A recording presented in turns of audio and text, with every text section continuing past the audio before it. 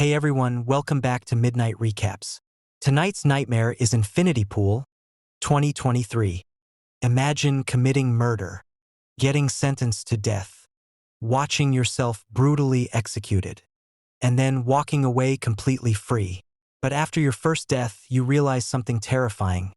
You actually enjoyed it. The story begins with James and his wife, Em, enjoying what should have been a relaxing vacation at an exclusive luxury resort in the fictional country of Litalka.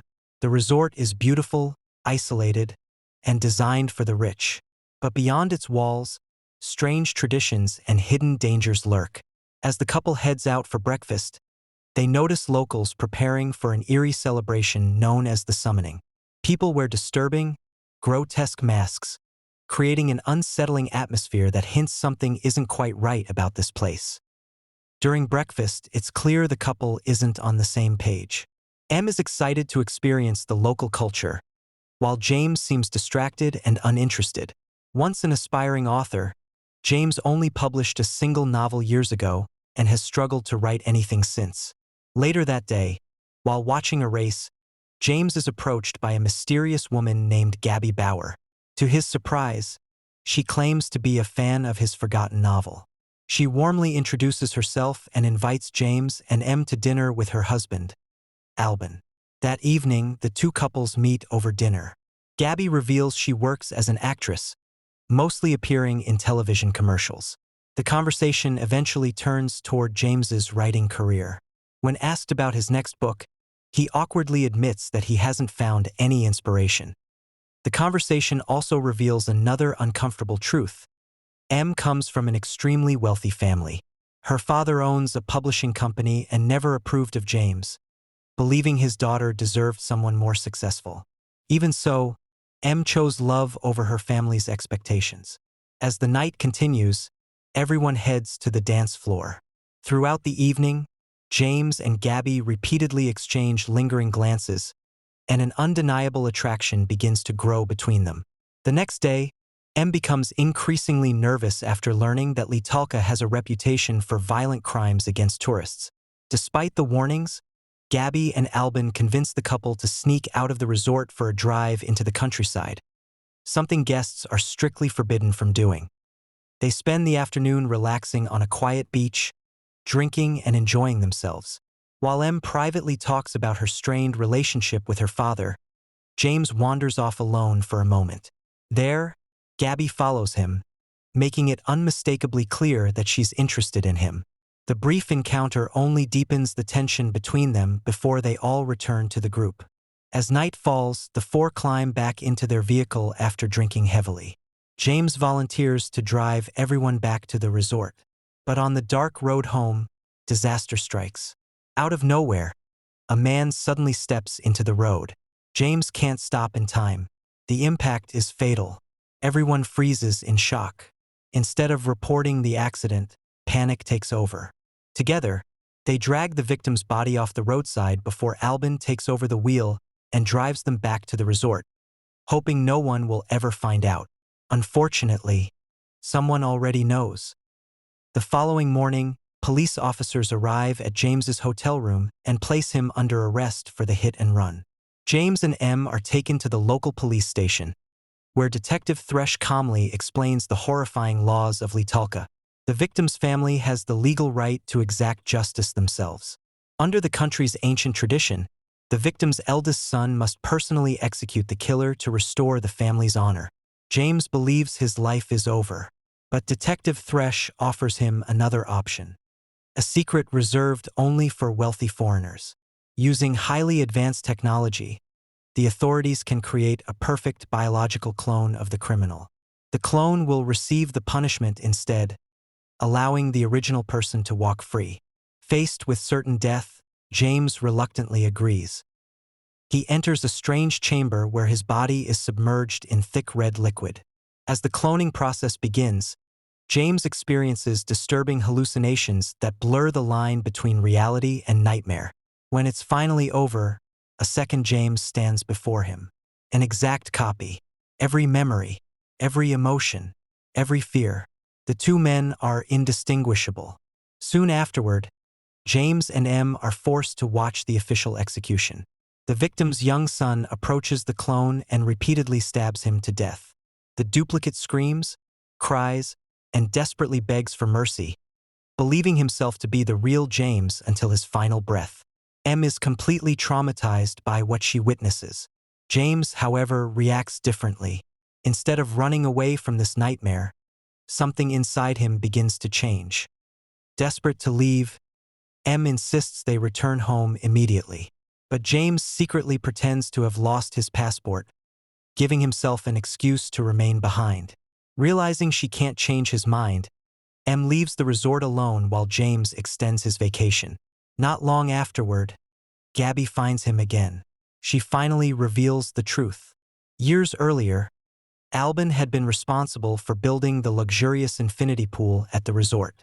During construction, 2 workers died, and the couple was sentenced to execution. The cloning program saved their lives. Since then, they've continued committing crimes, simply paying to have clones die in their place.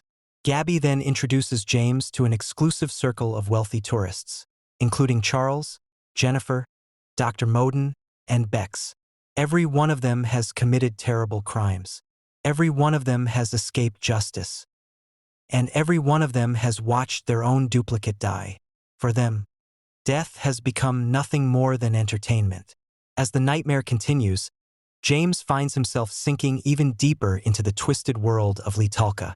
The wealthy tourists gather once again, this time wearing the same disturbing masks seen during the local festival. Hidden behind their disguises, they roam the streets looking for excitement, treating crime like a game. Their latest target is the home of a wealthy couple. They break inside, terrorize the homeowners, and tie them up simply for their own amusement. But things quickly spiral out of control when another resident opens fire on the masked intruders. A chaotic shootout follows, leaving Albin wounded in the leg before the group finally escapes. Of course, none of them are worried about the consequences. As always, they pay for new clones to be created. Soon, each of them sits comfortably in the execution chamber, casually watching their doubles put to death as though they're attending a stage performance. Back at the resort, James discovers that M never left after all. She's horrified by the man he's becoming and begs him to leave with her. Instead, James lashes out, coldly telling her to go back to her wealthy family without him. With that, M finally walks away. Completely alone, James throws himself into the reckless lifestyle of Gabby and her friends. Drugs, endless parties, and increasingly disturbing behavior consume his days as his grip on reality slowly slips away. One night, the group sneaks into another building where they find a man with a bag covering his head. Without asking questions, James attacking the helpless victim. Wanting to prove himself, James continues the assault with shocking brutality. But when Gabby removes the bag, James freezes. The victim isn't a stranger. It's another version of himself, one of his own clones. The horrifying realization shatters whatever excitement he had left, and James retreats to a bathroom, shaken by what he's become. For the first time since arriving in Litalka, he decides he's had enough. He grabs his passport, boards a bus, and prepares to escape. But Gabby and the others aren't willing to let their newest toy leave so easily. They chase down the bus, forcing it to stop before surrounding it. Gabby orders James outside and made him walk in front of their car. She cruelly admits she never even read his novel and begins mocking him by repeating some of the harshest reviews ever written about his book. James finally tries to run. A gunshot rings out. He collapses after being struck in the leg. Bleeding and barely able to stand, James drags himself through the countryside until he finally disappears from the group's sight. Eventually, he collapses near a small farm. The local farmers take him in and nurse him back to health. But even there, James can't escape his own mind. He imagines the young boy whose father died in the accident returning to take revenge.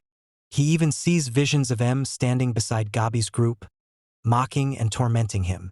Just when it seems James might finally escape, Gabby and the others find him once again. According to them, his transformation isn't complete. To truly become one of them, James must do the unthinkable.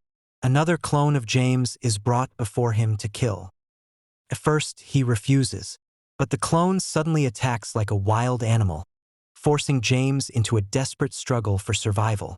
After a violent fight, James finally kills his own double. The act completely breaks him. Watching James collapse emotionally, Gabby comforts him in a disturbingly maternal way. The following morning, James finally calls Em. Filled with regret, he apologizes for everything and tells her he's coming home. He boards a bus with the other tourists on their way to the airport, seemingly ready to leave this nightmare behind forever. But when the bus arrives, James can't do it. Instead of boarding his flight, he quietly turns around and returns to the now empty resort. The tourist season has ended.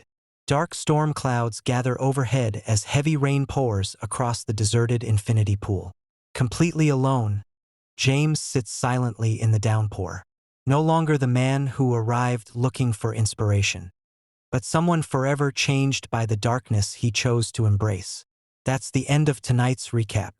If you're craving another terrifying story, tap the video on your screen right now. Trust me, you don't want to miss this one.